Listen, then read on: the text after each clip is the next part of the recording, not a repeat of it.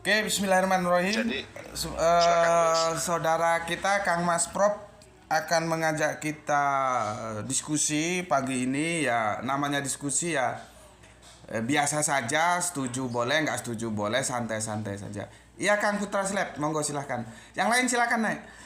Kang Prop akan mengajukan sebuah materi diskusi bahwa Kang Prop tidak setuju bahwa Taurat itu berbahasa Ibrani gitu ya. Bagaimana kerangka berpikirnya, presupposisi yang dibangun, mungkin akan kita kasih waktu yang luas untuk Kang Prof memaparkan kerangka berpikirnya. Monggo Kang Prof, silahkan. Makasih Gus. Oke. Assalamualaikum warahmatullahi wabarakatuh. Ya. Waalaikumsalam. Jadi ini sudah menjadi mainstream ya, bahkan sudah masuk ke ranah-ranah akademis dan dipahami secara mainstream bahwa bahasa original Taurat itu bahasa Ibrani. Entah sudah berapa puluh tahun atau berapa ratus tahun pemahaman ini bertahan secara mainstream ya, secara turun-temurun ya. Dan tidak terdengar ada satu penolakan pun gitu kan. Makanya saya menolak atas landasan Quran yang jelas ya, yang jelas atas landasan Quran saya tolak gitu. Karena sebenarnya kalau kita cermati secara Sebentar, gamblang, sebentar Kang Mas. Mungkin bisa diajukan Quran surat berapa biar saya catat sini. nah itu berarti kita lari ke Quran yang mengisahkan Nabi Musa secara komplit di surat Al-Qasas. Coba bagus. Itu dari terutama di ayat 25 ya, di ayat 25, 26, 27, 28 itu menceritakan tentang nanti kronologis kisah singkat bagaimana mau dijodohkan Musa dengan anak-anak Nabi Syuaib gitu. Oke, teman-teman lain mungkin juga bisa buka Al-Qasas ya. Kita sama-sama kembali berpegangan kepada Al-Quran sebagai landasan berpikirnya mulai ayat yang ke-25. Jadi nanti kalau aku salah juga bisa ada yang mengingatkan. Eh, Bisa aku bacakan kan Mas? Oke. Boleh silakan Gus. Bismillahirrahmanirrahim. Kemudian datanglah kepada Musa salah seorang dari kedua perempuan itu berjalan dengan malu-malu. Dia berkata, sesungguhnya ayahku mengundangmu untuk memberi balasan sebagai imbalan atas kebaikanmu memberi minum ternak kami. Ketika dalam kurung Musa mendatangi ayah wanita itu ya Syekh Madian, dan dia menceritakan kepadanya kisah. Dia berkata, janganlah engkau takut, engkau telah selamat dari orang-orang yang zalim itu. Itu kisahnya itu kita sama-sama maklum kisah tentang bagaimana kanjeng Nabi Musa tanpa sengaja membunuh ya, terus lari ke Madian. Oke, ayat berikutnya ada apa cukup ini Kang Mas? Sampai 28 Gus. 28. Oke, saya lanjut. Dan salah seorang dari kedua perempuan itu berkata, wahai ayahku, jadikanlah dia sebagai pekerja pada kita. Sesungguhnya orang-orang yang paling baik yang engkau ambil sebagai pekerja pada kita ialah orang yang kuat dan dapat dipercaya. 27. Dia ya Syekh Madian ini berkata, sesungguhnya aku bermaksud ingin menikahkan engkau dengan salah seorang dari kedua anak perempuanku ini, dengan ketentuan bahwa engkau bekerja padaku selama 8 tahun, dan jika engkau sempurnakan 10 tahun maka itu adalah suatu kebaikan darimu, dan tidak bermaksud memberatkan engkau. Insya Allah engkau akan mendapatiku termasuk orang yang baik. 28. Dia Musa berkata, itu perjanjian antara aku dan engkau, yang mana saja dari kedua waktu yang ditentukan itu yang aku sempurnakan, maka tidak ada tuntutan ya atas diriku, dan Allah menjadi saksi atas apa yang kita ucapkan. Cukup di situ Kang Mas? Ya cukup aja Monggo. di situ ya. Oke, monggo lanjut dijelaskan. Jadi sebelum ke itu sekilas ini bahwa kita sudah tahu lah ya, Nabi Musa dibesarkan di istana Firaun, tentunya dia menggunakan bahasa bapak angkatnya. Lalu ada satu peristiwa sehingga Musa sampai ke Madian dan terjadi peristiwa yang dalam ayat tadi dibacakannya 25, 26, 27, 28. Jadi di sana itu kita bisa mendapati secara jelas dan tegas ada satu perjanjian yang diabadikan oleh Quran, ada dialog yang diabadikan oleh Quran, ya, antara Musa dengan Nabi Syuaib ayah dari perempuan yang dibantu oleh Nabi Musa itu. Dan kata-kata dalam dialog itu pun diabadikan oleh Quran. Nabi Shu'aib dalam dialognya dia menyebutkan kata insya Allah. Nabi Musa pun dalam dialognya dia menyebut kata wallahi. Artinya apa? Sebelum Nabi Musa menjadi nabi dan rasul, nama Allah itu sudah Nabi Musa kenal dari mertuanya. Nama Allah itu sudah Nabi Musa kenal dari mertuanya itu. Terus yang menarik kan tadi salah satu poin dalam kisah itu ada syarat harus bekerja selama 8 tahun dan Nabi Musa menggenapi selama 10 tahun. Itu waktu yang sangat lama seorang seorang yang punya pemikiran umum, bahkan mungkin cerdas ya, itu bisa menguasai satu bahasa di wilayah tertentu. Jadi dengan kurun waktu 8 sampai 10 tahun dia berinteraksi, dia bersosial, pasti dia menguasai bahasa di sana gitu kan. Jadi artinya Nabi Musa selain menguasai bahasa bapak angkatnya, juga menguasai bahasa bapak mertuanya. Gitu. Dan dari kisah itu pun akhirnya kita dapati ada kebersamaan antara Nabi Musa dengan mertuanya itu dalam jangka waktu selama itu. Maka sangat terbuka kemungkinan pengajaran-pengajaran tentang ketauhidan, pengajaran-pengajaran tentang keagamaan, tentang ketuhanan itu disampaikan oleh mertuanya kepada Nabi Musa sebelum Nabi Musa menjadi nabi dan rasul. Saya cuma mau menyampaikan, ini banyak terlupakan dan mungkin di pesantren juga tidak didapati atau belum didapati bahwa sanad Nabi Musa, sanad ketauhidan Nabi Musa ternyata tidak dari garis Israel, tapi dari garis Bani Ismail sanadnya itu. Sanadnya itu ke sana, ke garis Bani Ismail, sanad keagamaan Nabi Musa itu. Karena Nabi Shu'aib ini bukan dari kalangan Bani Israel, bukan. Sanadnya ke sana.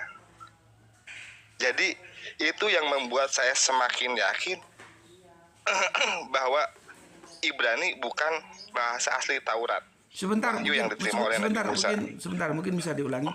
Sanad Nabi Musa itu sanad keagamaan ya. Itu dari mana tadi? Iya. Dari kalangan Bani Ismail. Nabi Shu'aib itu kan bisa garisnya ke Bani Ismail. Tidak ke Bani Israel. Tidak ke Ishak gitu. Sanadnya tidak ke Ishak, tapi ke Ismail sanadnya. Oke, lanjut. Nabi sanadnya lebih nyambung ke Ismail ya, karena dia garis keturunan Ibrahim juga sama Nabi Shu'aib ini. Ya. Nah, yang tambah saya semakin yakin lagi sehingga menolak Ibrani sebagai bahasa Taurat seperti pemahaman mainstream. Saya tidak dapati satu literasi sejarah pun dari mana Nabi Musa menguasai bahasa Ibrani, kapan belajarnya, siapa yang mengajari Nabi Musa menguasai bahasa Ibrani. Karena tidak didapati satu satu literasi pun yang memberikan kejelasan Nabi Musa itu menguasai bahasa Ibrani dengan cara apa, dari siapa, bagaimana gitu. Karena penguasaan bahasa Nabi Musa itu sampai sekarang pun kemungkinan hanya 2 bahasa, bahasa bapak angkatnya dan bahasa bapak mertuanya. Sementara seperti itu dulu Gus, mungkin ada yang mau menyanggah dari yang masih mainstream kayak gitu. Oke, terima kasih untuk Kang Prof yang sudah memaparkan kerangka berpikirnya ya, dan sangat bagus, sangat menarik. Aku ingatkan lagi, ini komal akademis, jadi kalau yang mencari hal-hal yang di luar akademis ya silahkan tinggalkan komal ini dan cari komal yang sesuai Anda inginkan. Tetapi bila Anda ingin bertukar pikiran, berdiskusi secara baik, secara hormat, silahkan masuk. Dan karena hostnya ini belajaran, jadi nggak bisa memasukkan kalian kalau kalian tidak mengajukan permintaan ya. Untuk semuanya silakan mengajukan permintaan, jadi aku nanti tinggal klik saja gitu. Dan tolong jangan ramai karena aku nggak bisa mute. Bagaimana caranya mute? Oke, Kang Sebutir Debu, Kang Chan, atau siapa saja yang mau menanggapi, silakan dari apa yang disampaikan oleh Kang Prof tadi. Saya harap Kang Chan bisa bantah saya, soalnya kalau nggak bantah nggak rame gitu. Kang Chan, monggo silakan Kang Chan, waktu seluas-luasnya untuk Anda. Ya, secara jujur saya katakan ini bukan bidang saya gitu ya. Saya mungkin ada pengetahuan sedikit lah, sangat bukan sedikit, bahkan sangat minim gitu. Jadi membantah itu dia tidak layak lah gitu dengan pengetahuan saya dalam topik ini gitu ya. Tapi kalau misalnya kita berpacu dalam berpatokan dalam Al-Qur'an kan dikatakan apa tuh, wa ma arsalna min rasulin illa bilisani qaumihi kan gitu ya, liyubayyina lahum, supaya dia menjelaskan kepada mereka kan gitu. Jadi setiap Sebentar rasul Kang Mas, itu, maaf saya potong. Itu Quran surat? ya, surat apa tuh ya, bentar lupa saya. Ibrahim ayat 4, Ibrahim ayat 4, Ibrahim ayat 4. Ibrahim iya. 4. Monggo lanjut Kang Mas. Iya, siap. Wa ma arsalna min rasulin, tidaklah kami utus sebagian dari rasul-rasul kami illa bilisani qaumihi, kecuali dengan lisan kaumnya. Jadi tepat, kalaupun ada kata min sebagian itu pasti bukan pasti, itu pasti ya tendensi itu kepada nabi-nabi besar gitu, rasul-rasul besar, dan Musa ada di dalamnya gitu, dengan bahasa kaumnya. Tapi itu kan perspektif Tuhan kepada Musa. Nah gitu kan. Nah kita punya ukuran yang lain, liyubayyina lahum, untuk menjelaskan kepada mereka. Jadi lisan kaumnya itu dipakai untuk menjelaskan kepada mereka. Jadi bahasanya itu bahasa yang di nabi itu dia ngeh, kaumnya pun ngeh. Jadi bahasa apa yang digunakan oleh Nabi Musa, bahasa yang Musanya ngeh, kaumnya pun ngeh begitu. Nah masalah dia apakah Nabi Musa berbahasa Ibrani dan lain-lain, itu babnya mungkin bab orang-orang ahli ya, terpisah ya, yang apalah sebut mungkin filologi lah atau historian lah atau apa gitu. Nah tapi sepengetahuan saya, tanah itu kan tapi makanya saya bukan mendukung Prof ya, membenarkan juga si polemiknya gitu. Tanah itu kan established abad ketiga atau abad keempat lah sebelum Masehi. Koreksi kalau saya salah ya Gus ya. Abad ketiga sampai abad keempat sebelum Masehi lah gitu. Tanah itu. Nah, jarak ketika Torah diklaim diturunkan kepada Musa, dan jarak antara tanah dengan Torah itu, saya sudah validasi dengan Bang Billy juga ya yang tahu dia. Tanah dengan Torah dengan Musa itu jaraknya itu 900 sekian tahun lah, mungkin 1000 tahunan lah gitu. Bayangkan 1000 tahun gitu. Jadi polemik Prof ini bisa diajukan dengan asumsi bahwa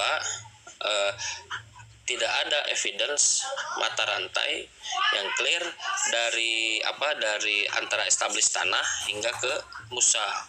Sebutan memang susah gitu. Tetapi klaim dari Yahudi, mereka mempunyai Torah sampai Alve, Torah lisan gitu. Torah lisan. Nah, Torah lisan.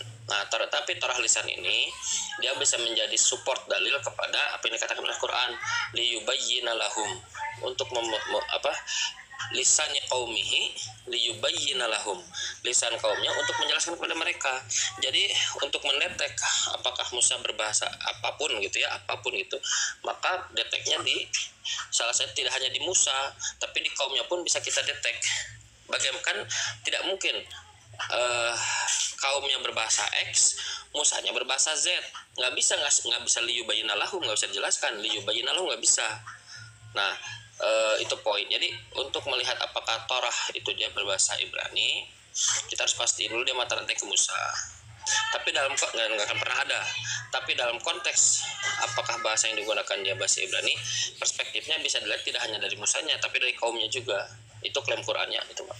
Terus yang kedua adalah bahwa narasi Nabi Musa kepada Nabi Syuaib tadi itu lemah, dari diajukan untuk menggugat atau memberikan polemik lah bahwa Torah itu Ibrani dengan alasan Nabi Musa bisa bahasanya. Nabi Syuaib itu Madian ya Pak Prof ya? Madian, Yordania, kalau sekarang Yordania banyak yang asumsikan itu Yordania. Iya. Nah begitu, makanya kita sebut bahasanya Semitik. Kalau saya di sini bicara, lalu bicara lagi dengan siapa itu, si Pikai itu orang Malaysia, mungkin nyambung lah gitu, kan satu rumpun gitu. Jadi mengajukan Nabi Syuaib tadi itu saya kira lemah. Tapi itu bisa diajukan dalam konteks tadi si Torah itu dia gapnya jauh dari Musa untuk cek validasi dan lain-lain. Tapi untuk lisannya itu ngambil itu bisa dua, bisa dari Musanya sendiri yang nggak akan mungkin kecapai, atau dari kaumnya. Nah kaumnya itu pakai bahasa apa? Kalau memang pakai bahasa Ibrani, ya wes berarti ada kuncinya, liyubayyina lahum, untuk menjelaskan kepada mereka. Mereka pakai bahasa Ibrani, automatically Musa pun pakai bahasa Ibrani. Kalau mereka pakai bahasa Aramaik, automatically Musa pun dia ngerti bahasa Aramaik. Gitu aja sebetulnya. Tapi untuk apa namanya ya, lebih detail dan lain-lain, ini bukan ahli saya, jadi bukan kalian, saya tidak terlalu lebih jauh. Izin ya Gus, makanya saya tuh sebenarnya penyimak. Gus metik ini nggak enak kalau diskusi di atas Gus metik ini, harusnya nyimak kita itu. Nggak apa-apa, nggak apa-apa. Ini justru apa, informasi dari Kang Chan ini sangat berkualitas dan kita butuhkan.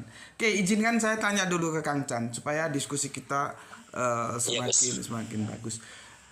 Itu di surat Ibrahim, surat ke-14 ayat ke-4, itu domirnya itu lari kemana? Dan kami tidak mengutus seorang rasul pun melainkan dengan bahasa kaumnya, ya, kaumnya. Jadi di sini ila bilasani kaumihi, hi-nya itu domirnya kalau menurut jenengan kemana larinya? Ke Rasul. Bukan ke umat. Ke umat. Bukan. Kaum itu kan dia jadi hi-nya itu ke fa'il Rasul. Kok ke umat? Kalau ke fa'il Rasul berarti kan bahas kaumnya para rasul. Berarti kan Betul. Kaumnya itu para rasulnya, bukan yang didakwahinya kan? Yang didakwahinya. Nah, kalau kedakwahinya itu yang didakwahinya. Jadi kaumnya itu yang didakwahinya, nyahnya itu kepada yang mendakwahi. Siapa yang mendakwahi? Failnya Rasul. Gini Kang Mas, mungkin aku jelaskan ya. Ayat ini sudah kami diskusikan dalam kalangan terbatas, tapi ya karena juga belum bisa dipublis, tapi sekarang coba aku tawarkan dua mainstream yang harus kita selesaikan supaya jelas. Ada yang berpendapat begini, kaumnya itu artinya para nabi. Jadi kaum itu bukan yang didakwai. Jadi itu bahasa para nabi. Jadi dipahami semua kitabullah itu turun dalam satu bahasa yang sama, bahasa firman. Nah, nanti dibedakan, ada bahasa firman, ada bahasa budaya. Itu beda, ya. Dari mana itu para nabi itu? Lah ya, kaumnya itu kembali ke nabi gitu loh. Jadi itu bahasa kaumnya itu artinya sebentar. Lanjut. Bahasa kaumnya itu artinya bahasa para nabi itu loh. Mereka satu kaum. Para nabi itu satu kaum, mereka satu bahasa. Maka kitabullah yang diturunkan itu ada dalam satu bahasa yang sama gitu. Itu pendapat pertama. Ada yang memahami nggak begitu. Bahasa kaumnya itu artinya begini, Kanjeng Nabi, para nabi itu menjelaskan firman Allah itu menurut bahasa kaumnya yang dihadapi gitu loh. Jadi domirnya itu ada yang memahaminya kembali ke kelompok nabi, bisa kembali ke umat yang didakwai. Nah, jenengan pilih yang mana gitu loh. Saya kira itu kaidah umum ya, bukan pilihan. Itu kalau para nabi. Oh, jadi maksudnya gini ya mungkin ya, apa itu Ibrahim berapa sih? Bentar. 14 ayat 4. Bentar, Ibrahim. Teman-teman yang mau naik silahkan ajukan permohonan ya, karena aku nggak bisa naikkan kalau kalian nggak minta.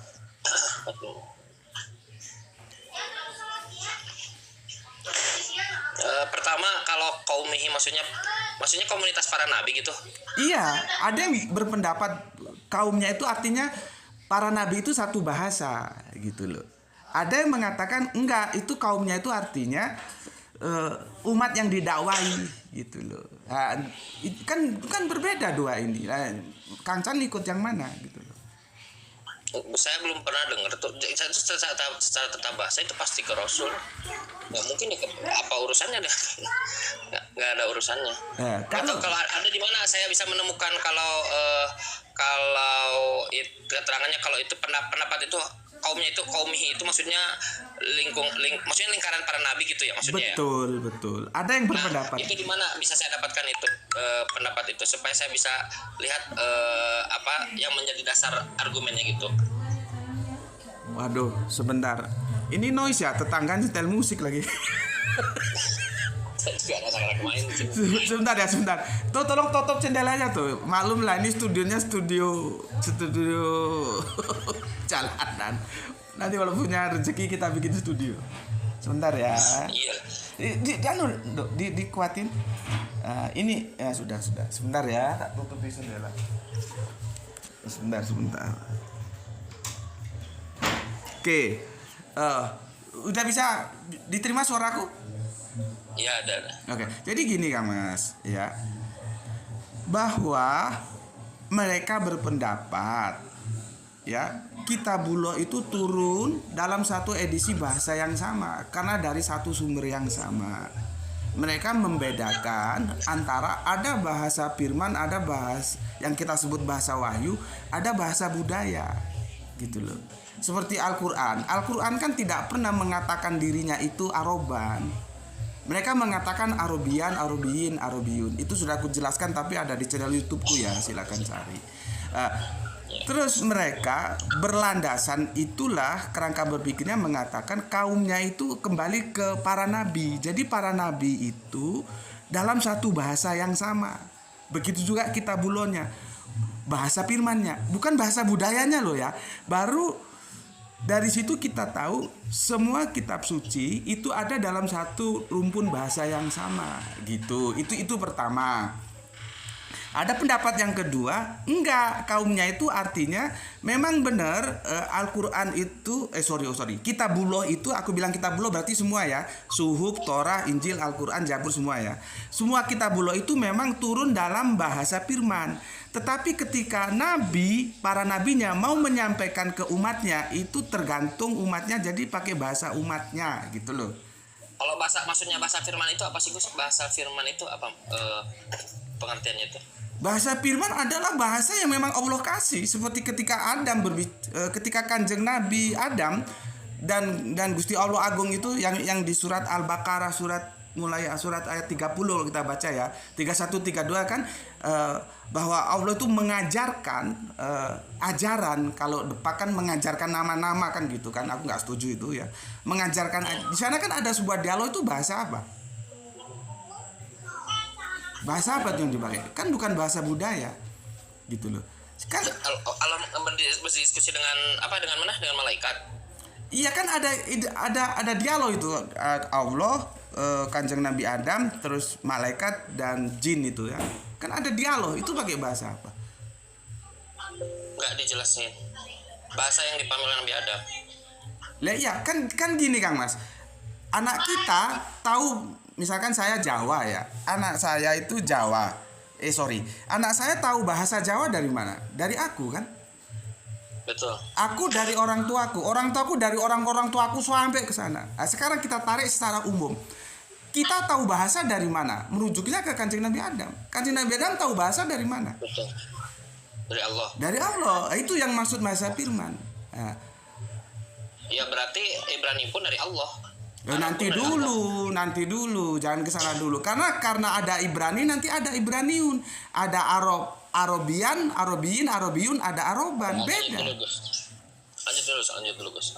Oke. Jadi maksud gue tuh ada bahasa firman, ada bahasa apa tadi? Budaya. Umum lah ya, bahasa daerah apa? Budaya. Bahasa budaya. Iya. Ya lanjut dulu Gus. Oke. Terima kasih Kang Chan. Siap. Oke, aku ingatkan lagi untuk teman-teman yang mau naik, sebentar, ini ada mau naik. Sebentar, ini Gus, gimana Gus Betik menjelaskan liyubayyina lahumnya itu? Iya, sebentar.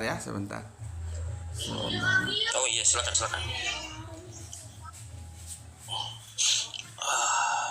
sebentar. Ini ada yang mau naik. Assalamualaikum Gus. Waalaikumsalam. Waalaikumsalam. Kang Chan, Butros ini siapa Kang Chan? Butros Kristen yang baru belajar Iqra. Waduh, sulit nanti tambah bikin nggak fokus nanti. Oke. Murid-muridnya Prof Nah Asumsi. Kang Sah, monggo silakan, sudah ngikuti tadi. Jangan di mute Kang Sah. Ya. Ya, sudah ngikuti dialog di bawah. Kang Sah, halo. Syahrul, Pak Syahrul. Pak Sahrul. Sudah ngikuti? Sudah Gus, sudah. Oke, monggo silakan dikomentari apa yang dipaparkan Kang Prof tadi. Iya, ini Gus lupa ini siapa aku karena ganti foto profil mungkin ya. Biasanya kan foto profilku kan yang warna merah. Waduh, astagfirullahaladzim. Ngapunten. Ini sahabatku yang ada di Langkat ya? Di Langkat atau di Medan Gus. Di Medan ya, terima kasih. Untuk Kang Butros sebentar ya, nanti kita kasih waktu nanti, tapi supaya kerangka berpikirnya bisa terarah tidak kemana-mana ya, nanti sebentar. Oleh Kang Sahrul, monggo silahkan apa yang disampaikan Kang Prof. Kalau setujunya gimana, kalau nggak setujunya gimana, monggo. Iya. Bismillahirrahmanirrahim. Kalau kita merujuk kepada Ibrahim ayat 4 Gus, yang mana terjemahannya, kami tidak mengutus seorang rasul pun kecuali dengan bahasa kaumnya, agar dia dapat memberikan penjelasan kepada mereka. Di situ kan kata kuncinya, agar dia dapat memberi penjelasan kepada mereka. Ya. Tentunya dengan bahasa yang dimengerti oleh kaum-kaumnya gitu. Nah, kalau aku sih jawabannya pilihan yang kedua Gus, yaitu karena dalam hadis juga ada dikatakan Nabi itu bukan hanya 25 Nabi yang wajib kita kenal, tapi ada 120.000 Nabi di dalam hadis. Tentunya dari 120.000 Nabi ini yang pernah diutus, tentu bukan hanya dari satu kaum. Katakanlah dalam hal ini kaum Israel, tentu bukan. Karena sudah pasti ini merujuk kepada banyak kaum yang ada di belahan dunia. Kalau aku sih yang nomor 2 sih Gus. Oke. Bagus. Sangat menarik. Mana Butros tadi? Kang Butros silahkan ajukan. Kang Butros. Udah keluar dia. Yang mau naik silahkan ya, kita diskusikan. Gimana Butros ini? Sudah. Apa artinya itu? Sudah. Oke. Begini. Yang disampaikan oleh Kang Prof tadi itu kan torahnya. Ya. Torah artinya itu firman kan. Bukan bahasa keseharian. Sedangkan yang ada ya terdokumentasikan di surat Al-Qasas ayat yang ke-25 sampai yang ke-28, apakah itu termasuk Torah atau bukan? Mungkin Kang Prof bisa jelaskan, monggo. Iya, terima kasih ya, inilah ya. Kang Chan dan juga Bang Sahrul ini masih konsisten dengan pedoman mainstreamnya. Kang Chan ini ahli dalil ya, jauh di atas saya. Saya hanya asumsi. Tapi nanti kita bisa lihat lebih cermat yang banyak dalil atau yang berasumsi kan dalam mencermati. Di sesi ini ya, bukan secara global lebih cermat mana gitu kan. Tapi saya sebenarnya tidak dalam ranah mau membantah dalil, tapi pemahaman atas dalil itu, pemahaman yang mainstream dengan yang asumsi. Kita lihat kecermatannya kan. Pertama, tadi dibahas tentang kaum. Paham nggak makna kaum? Tidak pernah saya temukan bahwa Nabi Musa diutus hanya untuk Bani Israel. Nabi Musa itu, Rasul itu semuanya diutus untuk kaumnya. Paham nggak cakupan kaum? Itu pertama, pahami dulu cakupan kaum. Jadi Nabi Musa itu tidak terikat bahasa kaum itu hanya satu bahasa, satu suku, enggak. Tapi kaum itu cakupannya berarti jamak. dia mencakup bahasa yang jamak kayak gitu, yang harus bisa mengakomodir semua yang jamak itu kan. Jadi saya tegaskan, tidak ada dalil Nabi Musa diutus hanya untuk Bani Israel, nggak ada. Tapi semua Rasul diutus untuk kaumnya. Pahami cakupan kaum. Cakupan kaum itu jamak ya. Itu pertama. Yang kedua, tugas pertama Nabi Musa setelah menerima wahyu, siapa yang harus didakwahi? Fir'aun. Apakah Fir'aun paham bahasa Ibrani? Nggak paham bahasa Ibrani Fir'aun. Firaun tuh nggak paham bahasa Ibrani. Terus siapakah yang pertama kali jadi pengikut Nabi Musa? Para penyihir, dan itu bukan Bani Israel juga. Pahamkah para penyihir itu bahasa Ibrani? Tidak juga. Jadi, nah ini ada pemahaman mainstream. Nabi diutus hanya untuk Bani Israel. Nabi ini nggak ada dalil kayak gitu. Saya tegaskan lagi terkait Ibrahim ayat 4. Allah mengutus Rasul mengikuti bahasa kaumnya kan. Oke lah, saya ikuti pemahaman Kang Chan. Domirnya itu lari ke kaum ya, bukan ke Rasul. Nggak apa-apa, saya ikuti itu. Tapi tidak pernah ada dalil Allah akan berfirman mengikuti bahasa suatu kaum, suatu bangsa, suatu suku. Nggak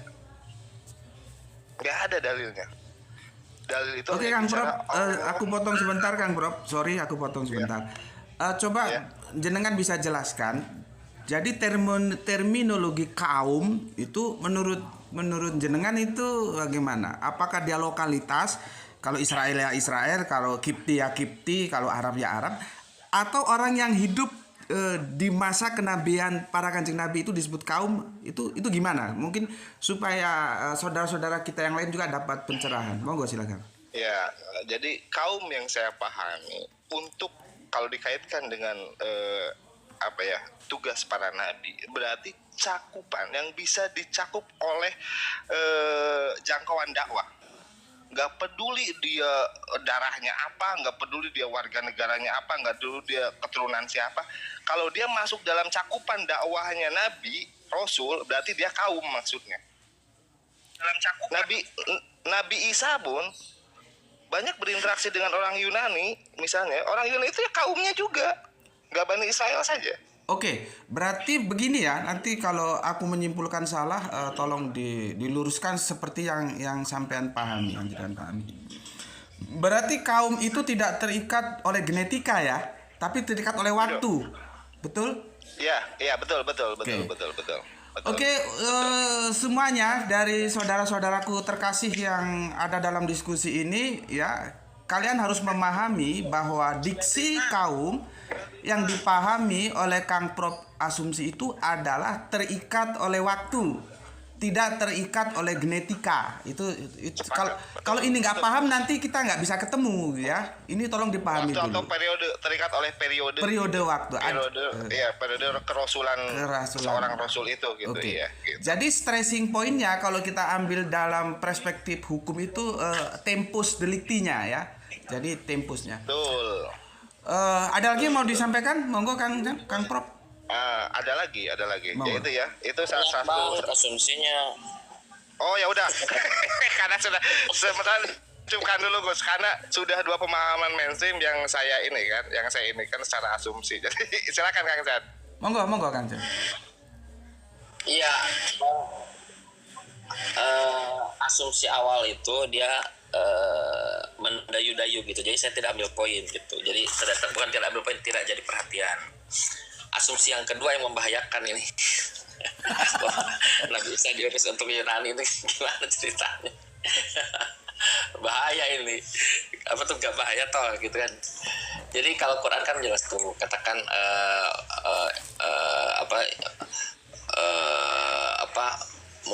apa tuh qala Musa inni Rasulullah ilaikum ya Bani Israel inni Rasulullah ilaikum. Saya lupa ayatnya apa ya.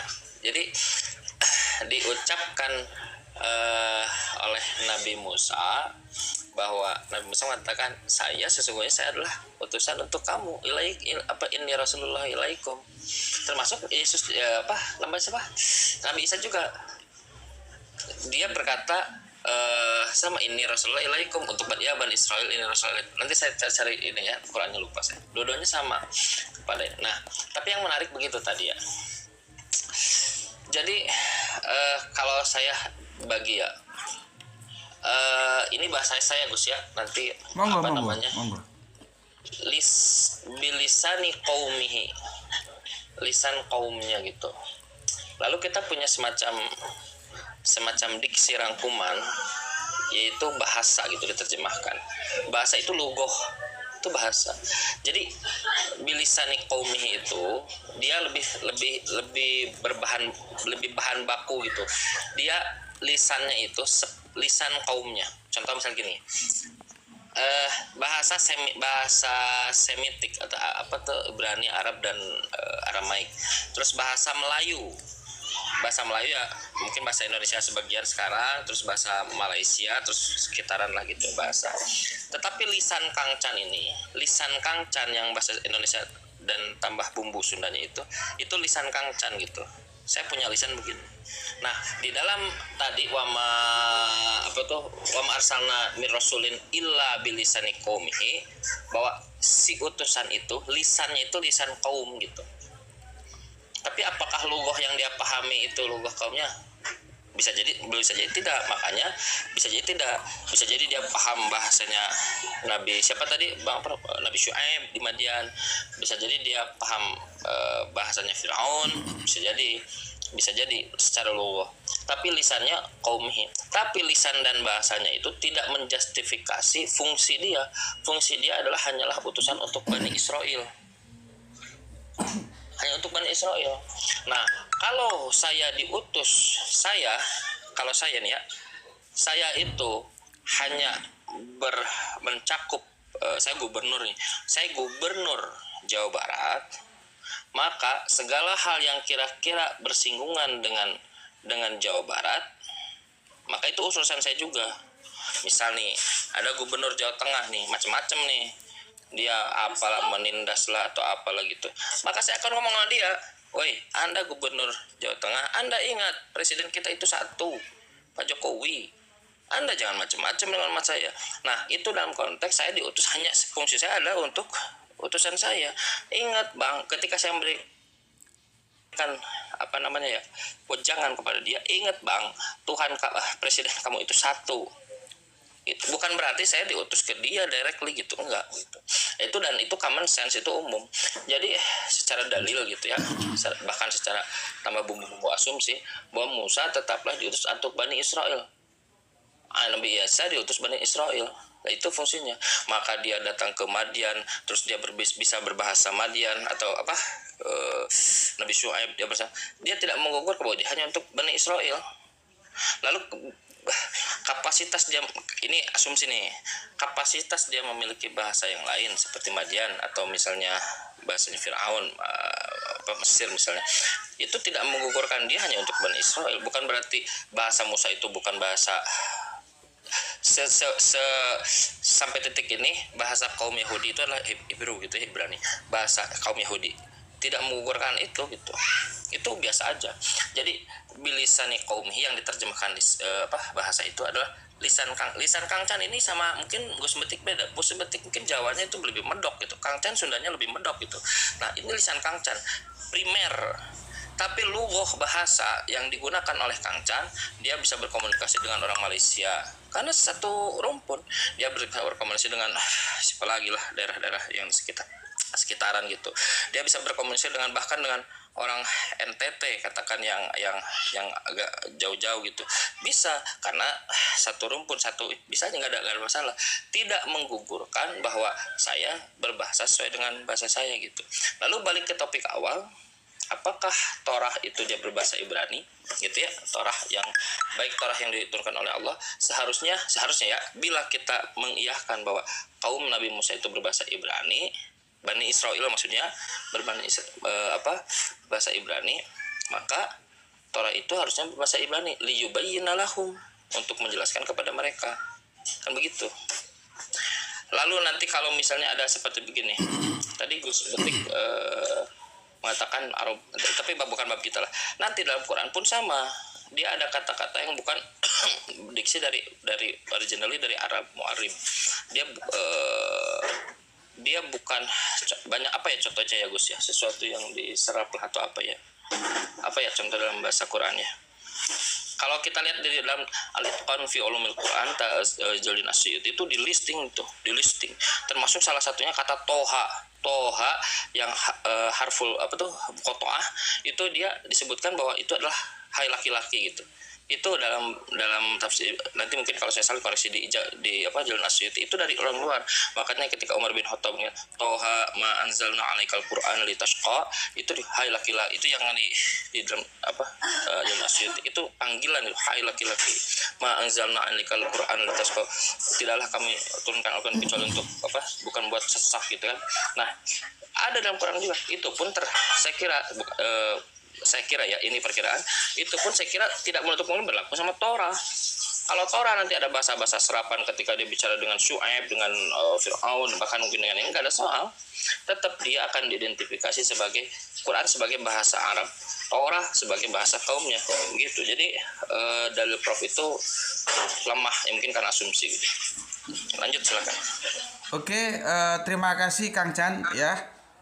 Sabar dulu. Untuk Kang Al Faruq tadi itu dulu, naik siap. tapi Antum nih. tapi nggak Sabar bisa dulu. aku terima. Aku sebentar Kang Al Faruq. Anda minta naik sudah aku terima tapi nggak bisa naik, kenapa ya? Nggak mau dia. Coba. Mungkin sudah Oke. penuh Ustaz. Oke, sudah naik. Kang Prof, kita harus berbagi nanti jenengan bisa silakan bantah Kang Chan ya, karena belum ada meeting pointnya. Saya ada waktu Ustaz. Iya. Sekarang giliran Kang Butros. Tajuknya aku ingatkan bahwa Torah itu bukan bahasa Ibrani. Monggo Kang Butros disampaikan. Gus, sebentar izin Gus, sebelum turun menambahkan sedikit saja. Turun mau kemana? Izin ya Gus. Mau turun dulu Ustaz. Udah siang, mau ngantor. Jangan ngantor nomor 2, online lebih penting. Iya, sebentar Bang Butros ya, izin ya, sebentar Oke. izin. Silakan Kang Sarul. Nggak Sebentar sampai Kang 2 menit. Butros, kita kasih waktu, nggih. Silakan Kang Sarul. Iya, nggak sampai 2 menit kok. Jadi gini, ya, bukti bahwasanya Nabi Isa itu diturunkan untuk Bani Israel itu ada ya. Sebentar. Sebelum ke sana, di sini aku ingin menambahkan bahwasanya Nabi dan utusan Allah itu diturunkan untuk bagi kaumnya sendiri, sebagaimana yang sudah yang sudah terkonfirmasi di surah Ibrahim ayat 4. Sebagai tambahannya juga ada di surah Toha ayat 28, agar mereka mengerti perkataanku. Nah, ini kan ayatnya kan sudah jelas, agar mereka mengerti perkataanku. Dalam hal ini, kaum yang dimaksud bukan yang seperti dikatakan oleh Pak Prof tadi ya, artinya yang pada saat itu, tetapi di sini kaum itu identik kepada menggunakan bahasa yang berbeda-beda. Jadi kaum-kaum itu kan menggunakan bahasa masing-masing. Jadi makanya di surah Ibrahim 4 itu agar mereka bisa mengerti, maka menggunakan bahasa mereka masing-masing. Lalu dalil yang mengatakan bahwasanya Nabi Isa, Nabi Musa dan nabi-nabi lainnya itu untuk kaumnya sendiri. Tadi kan Kang Chan sudah menunjukkan tuh. Tapi di sini aku ingin menambahkan lagi lah supaya menjadi lebih lebih bisa kita pahami gitu ya. Di sini surah As-Saff ayat 6. Ya, di sini dikatakan bahwasanya Nabi Isa alaihissalam itu diutus untuk Bani Israel. Yang mana berbunyi Bismillahirrahmanirrahim, wa idz qala Isa ibnu Maryam ya Bani Israel inni Rasulullah ilaikum. Dan ketika Nabi Isa bin Maryam berkata, wahai Bani Israel, sesungguhnya aku adalah Rasul untuk kalian semua. Itu penjelasan Nabi Isa. Lalu untuk Nabi Musa juga itu hanya untuk Bani Israel. Sebentar ya. Yang sebagaimana terkonfirmasi dari surah Al-Jizyah ayat 16. Walaqad ataina Bani Israel kitab wal hukma wan nubuwah wa razaqnahum minat thayyibati wa faddalnahum 'alal 'alamin. Dan sungguh kepada Bani Israel itu telah kami berikan Taurat, kitab Taurat, kekuasaan dan kenabian. Jadi Nabi Musa itu memang untuk Bani Israel, Nabi Isa itu memang untuk Bani Israel. Dan juga nabi-nabi yang sudah ditambahkan oleh Kang Chan tadi ya, itu sudah mestinya teman-teman sudah bisa memahami itu. Lalu dalil untuk Nabi Muhammad bagaimana? Kepada siapa Nabi Muhammad itu? Nah tentunya Nabi Muhammad ini berbeda, karena beliau adalah khatamun nabiyyin. Sebagaimana di surah Al-Isra 105, wabil haqqi anzalnahu wabil haqqi nazala wa ma arsalnaka illa mubassyira wa nadhira. Dan kami turunkan Al-Quran itu dengan sebenar-benarnya, dan Al-Quran itu telah turun dengan membawa kebenaran, dan kami tidak mengutus kamu melainkan sebagai pembawa berita gembira dan memberikan peringatan. Itu satu. Lalu dalil yang selanjutnya tentang Nabi Muhammad ya. Ini buru-buru nih. Gus soalnya jarang live sih. Biasanya naik di Pak Dance nih gak pernah. Makanya kangen tadi naik di sini gabung. Iya. Ya waktu aja yang sibuk. Kadang-kadang juga naik, kadang-kadang enggak. Salam untuk Pak Dance, semoga Allah ridho terhadap beliau. Iya, saya sampaikan. Nah, ini untuk Nabi Muhammad itu kepada siapa gitu ya? Ya. Selain ada wa ma arsalnaka illa rahmatal lil alamin, masih ada banyak dalil yang lainnya. Wa ma arsalnaka illa di Quran surah di Quran surah Saba ayat nomor 28. Wa ma arsalnaka illa kaffatan linnas yubashshira wa nadhira. Dan kami tidak mengutus kamu melainkan kepada umat manusia seluruhnya sebagai pembawa berita gembira dan sebagai pemberi peringatan. Jadi berbeda konteks diutusnya Nabi Muhammad dengan nabi-nabi sebelumnya. Jadi kalau nabi-nabi sebelumnya itu hanya untuk kaumnya saja, karena terkonfirmasi di hadis ada 120.000 nabi, namun yang wajib kita ketahui adalah 25. Itu hanya untuk kaum-kaumnya saja. Dalilnya banyak. Namun untuk Rasulullah ini berbeda, karena Rasulullah itu adalah khatamun nabiyyin, penyempurna likaffatil nas, untuk menyempurnakan kepada seluruh manusia gitu. Mungkin itu aja Gus. Izin turun Gus ya. Oke, terima kasih. Izin turun. Assalamualaikum warahmatullahi wabarakatuh. Waalaikumsalam. Sebelum ke Kang Butros, aku kasih penjelasan dulu ya. Supaya kita tidak out of the topic ya. Topik kita kali ini adalah Torah itu berbahasa Ibrani atau tidak. Aku ulangi. Topik kita kali ini, Torah itu berbahasa Ibrani atau tidak. Kang Prof dengan tegas mengatakan bahwa Torah bukan berbahasa Ibrani. Itu ya topik kita ya. Memang nanti akan nyangkut ke kaum ya. Akan menyangkut kepada siapa dakwah itu diberikan. Tetapi aku tegaskan, itu tidak akan kita bahas apakah Nabi itu diutus untuk kaum tertentu, apakah Nabi itu diutus untuk semua kaum. Itu kita bypass dulu ya, supaya kita nggak nanti kalau kesana kita jadi out of the topic ya. Kita fokus saja. Kang Butros, silahkan tanggapan Anda. Ada sebuah pernyataan dari Kang Prof, Torah itu bukan berbahasa Ibrani. Kalau jenengan setuju, alasannya apa? Kalau tidak setuju, alasannya apa? Monggo silakan. Baik, terima kasih Horas untuk kita semuanya. Saya orang Batak saya. Horas marga aha do? Lain. Saya munte. Sian dia do hamuna. Siantar, orang Siantar kita. Halak siantar do? Ido. Aku halak Rambung Merah do. Iboto do Lambung Merah. Sama satu kampung kita. Kelurahan orang Rambung Merah kita, kuburan Cina. Oh iya. Monggo silakan Kang. Saya itu guruku itu. Tahu banyak memberikan inspirasi. Monggo silakan Kang Butros, silakan.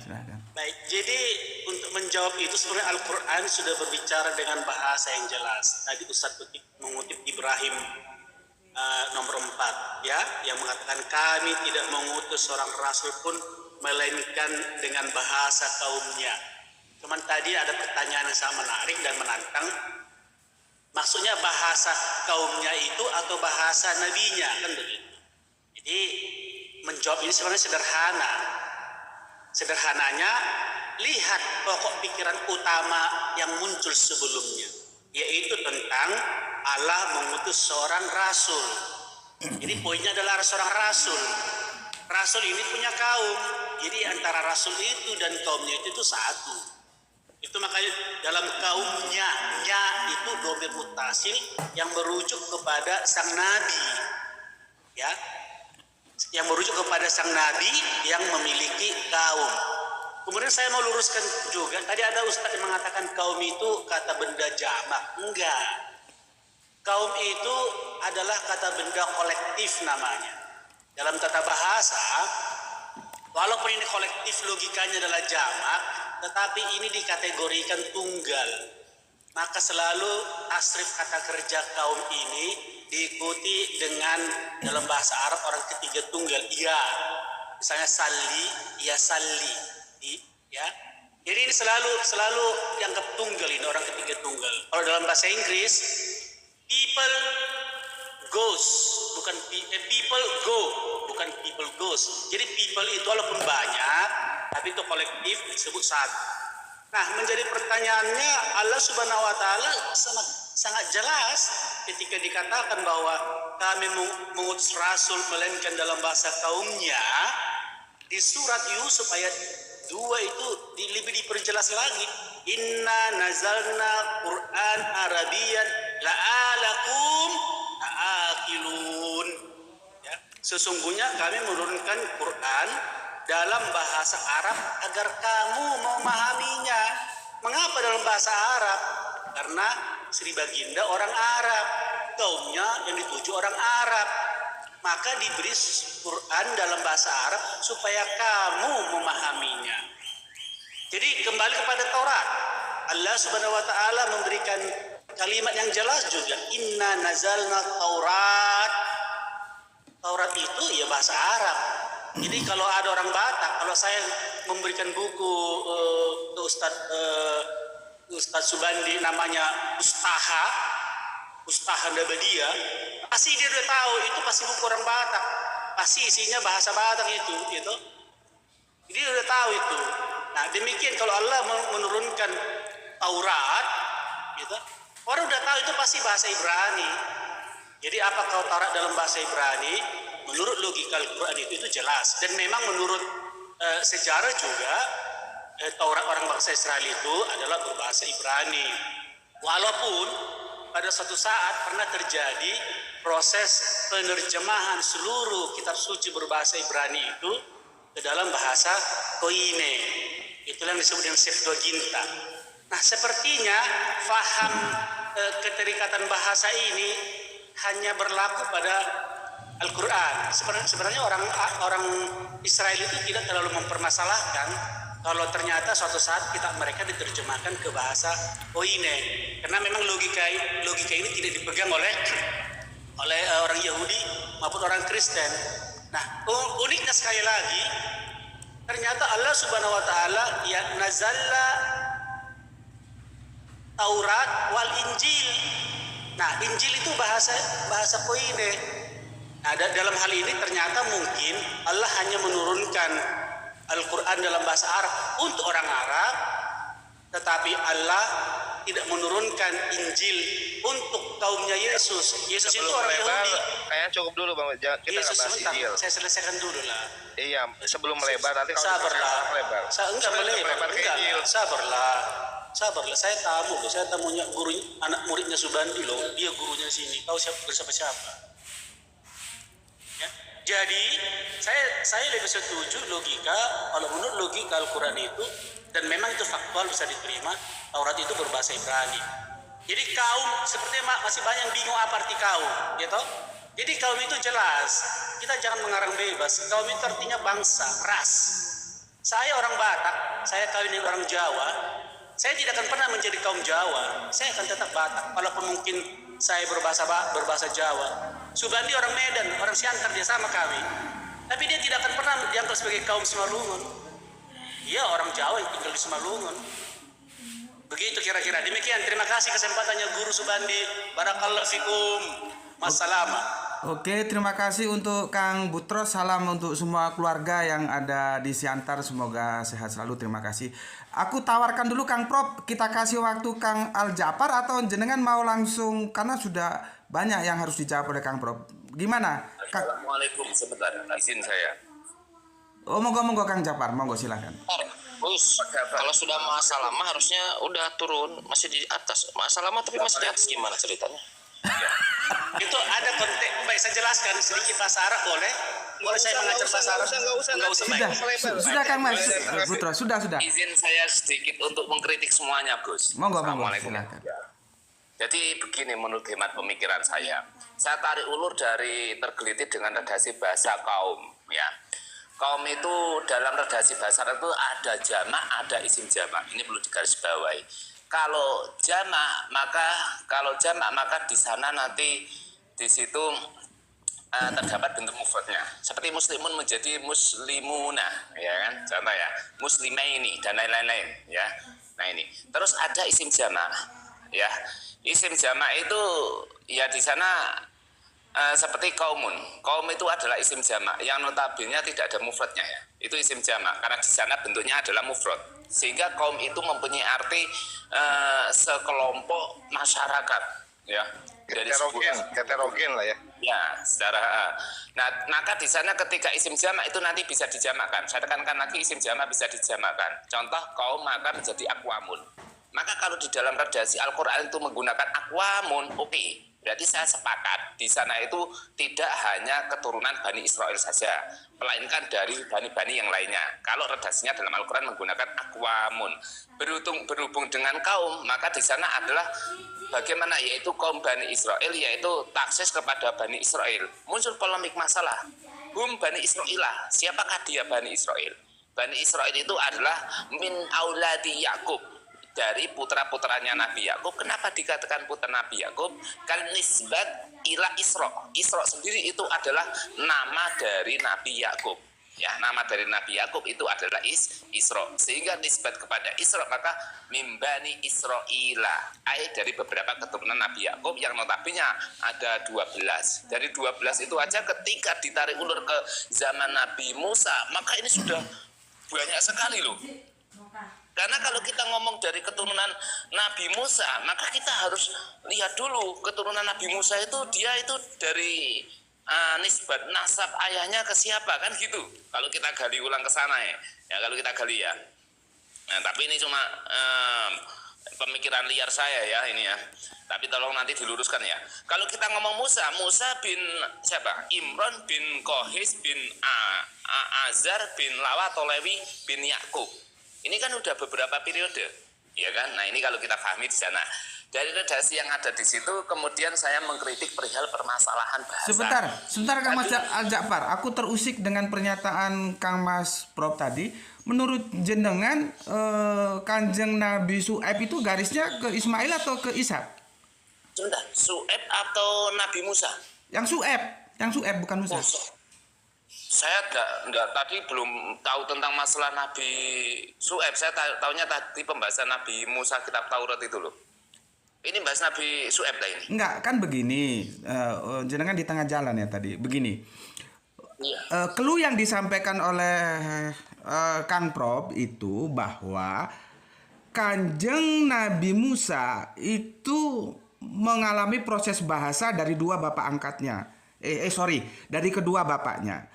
Dari bapak angkat yaitu Firaun, dari bapak mertua yaitu Su'aib. Begitu juga ditarik kembali ke bawah, keagamaannya itu dari bapak Su'aib yang notabene kata Kang Prof itu Su'aib itu garisnya ke Ismail. Itu menurut jenengan gimana? Karena jenengan tadi bicara masalah silsilah, mungkin jenengan bisa memberikan pencerahan pada kami semua gitu. Saya nggak paham ini, cuma gini aja, hemat pikir saya gini aja ya. Kalau kita ngomong perihal permasalahan di sini Nabi Su'aib ya. Kalau Nabi Su'aib itu Su'aib bin apa ya? Mikil bin Yasjun bin Madian bin Ibrahim. Bin Madian bin Ibrahim. Jadi di sana itu tidak, Nabi Su'aib itu tidak mengikuti pada keturunan Nabi Yakub. Jadi Madian bin Ibrahim. Ibrahim punya putra bin Madian ini. Tapi Ibrahim yang mana saya kurang tahu ini ya. Kurang tahu, saya nggak begitu ini Oke. detail. Oke, dilanjut. Cuma lanjut. saya komentari ini aja. Perihal Lanjut. permasalahan bahasa boleh saya komentari? Lanjut. Nanti karena kalau kita dari redaksi bahasa itu nanti kita bisa sinkronkan, Mas. Monggo, Ya. monggo, silakan. Jadi kalau arahan saya pada permasalahan bahasa, kita tarik ulur pada perihal permasalahan Nabi Adam. Saya ingat ya, Nabi Adam itu di surga pakai bahasa Arab. Walakin akan tetapi ketika di sana diturunkan di